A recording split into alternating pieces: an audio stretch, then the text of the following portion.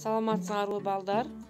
Биз бүгүн кыргыз тили сабагынан сүйлөмдүн тутумунда баш жана айкындоочу мүчөлөрдүн болушу жөнүндө маалымат алмакчыбыз. Бүгүнкү сабагыбыздын максаты сүйлөмдүн тутумунда баш жана айкындоочу мүчөлөрдүн болушу жөнүндө маалымат алабыз, бөлүнүшүп түшүнөбүз жана ажырата алабыз. Кыргыз тили сабагына болгон кызыгууларыңар артат, сабакты жазууга үйрөнөсүңөр жана көнүк иштерин аткарасыңар. Сүйлөм мүчөлөрү баш мүчө жана айкындоочу мүчөлөр болуп экиге бөлүнөт балдар. Баш мүчөлөргө жана баяндооч кирет. Ал эми айкындоочу мүчөлөргө аныктооч, бышыктооч жана толуктооч. Кыргыз тилинде сүйлөм мүчөлөрү баш жана айкындоочу мүчөлөргө экиге бөлүнөт. Баш мүчөлөр сүйлөмдүн негизин түзүп, башка сүйлөм мүчөлөрүнө көз каранды болбойт. Сүйлөмдүн баш мүчөлөрү жана баяндоочтон турат. Айкындооч мүчөлөр баш мүчөлөрдү аныктап, тактап, толуктап турат. Алар толуктооч, аныктооч, бышыктооч болуп ажыратылат.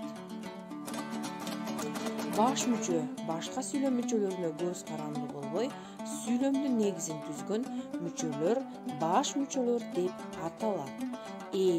Айтылып жаткан сүйлөмдүн башка мүчөлөрүнө грамматикалык жактан багынбай, баяндоочту сан жак боюнча башкарып турган атоочу жөнөмөсүндө болгон баш мүчө деп аталат. Ал эми баяндооч грамматикалык жагынан ээге багынып, анын ар кандай абалын туюнткан мүчө баяндооч деп аталат. Жөнөкөй бир гана сөздөн туруп, ким эмне деген суроого жооп болгон мүчө. Ал эми татаал экиден ким эмес сөздөн туруп бир гана суроого жооп берген сүйлөмдүн ээси. Баяндооч, жөнөкөй баяндооч бир гана сөздөн турган баяндооч жөнөкөй баяндооч деп аталат. Ал эми татаал баяндооч эки же андан ашык сөздөн туруп бир гана суроого жооп берген баяндооч татаал баяндооч деп аталат. Этиштик жана атоочтук баяндооч. Этиш сөздөн болгон баяндооч этиштик. Ал эми атооч сөздөрдөн болгон баяндооч атоочтук баяндооч деп аталат.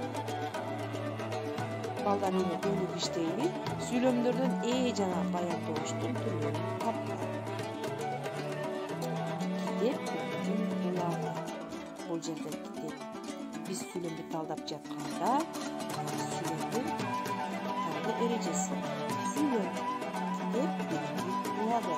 Сүйлөм айтылыш максатына жана сүйлөм эмнеге жай сүйлөмдүн аягына чекит белгиси. Биз биринчи сүйлөмдү талдап жатканда баяндоочту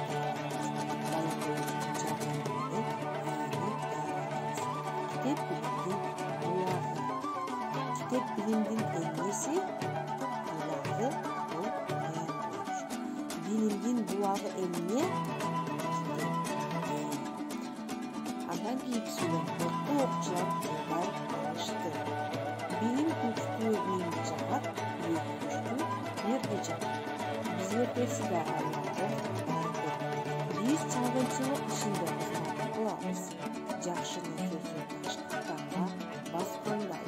Алар биздикине келип, кетип жүрүштү.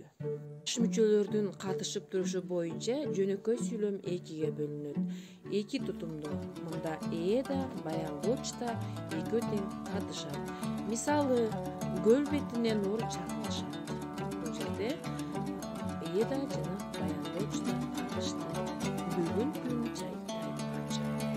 Ал эми бир тутумдуу баш мүчөлөрдөн бирөө эле катышат. Көбүнчө баяндооч. Ошол жылы субактууга жолукту. Бул сүйлөмдө баяндооч жолукту. Жаңы заманга тилибизге жетти. Биринчи катардагы сөздөргө экинчи катардагы баяндоочтукту кулап койгон. Сүйлөмдө баш мүчөлөр менен бирге эле айкындооч мүчөлөрү да кездешет. Сүйлөмдүн айкындооч мүчөлөрү деген эмне?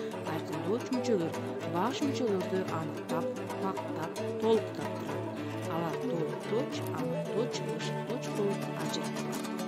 Сүйлөмдүн айкындоочу мүчөлөрү: анык точ, толук точ, бышык точ.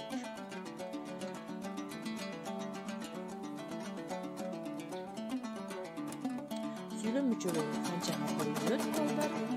Баш мүчөлөрү кайсылар? Курамына карай кандай болуп бөлүнөт? Ысык кышында тоңдойт.